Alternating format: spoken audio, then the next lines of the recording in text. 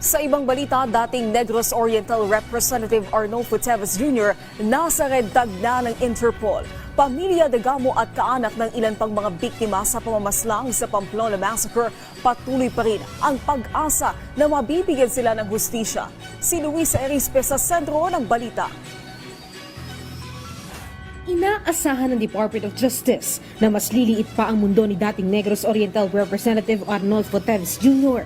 Ito ay matapos mag-issue ng red notice ang International Police laban kay Teves na itinuturong mastermind sa kaso ng pagpatay kay dating Negros Oriental Governor Roel Digamo at siyam na iba pa. At least the Interpol has already issued the red notice, which means that all the members of the Interpol, all the countries which are members of the Interpol are put on notice that that person should be arrested. Sabi pa ng DOJ, maituturing ng kumpas ito para maaresto si Teves sa ibang bansa. Yan ang pinakamalapit o similar to or akin to an international warrant of arrest. Mas nabuhayan naman ang pag-asa dito ang pamilya Digamo na halos isang taon ang naghihintay ng hustisya. Dumalo ang mga Digamo at ilan pang naulilang pamilya sa pre-trial conference sa Maynila.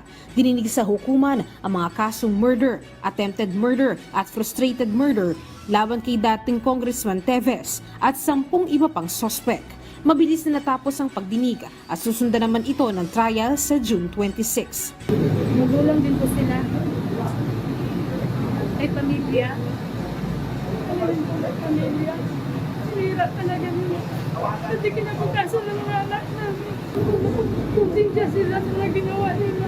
Pero ayon sa abogado ni Teves na si Attorney Ferdinand Tobacio, naniniwala siyang walang malaking epekto ang red notice at umaasa pa rin naman si Teves sa hiling na political asylum sa Timor-Leste. Ang red notice naman po ay hindi mandatory. Ito ay pakiusap lamang sa mga members ng Interpol at International Police na kung makikita niyo itong tao ito ay may warrant sa aming jurisdiction, baka pwede paki-aresto.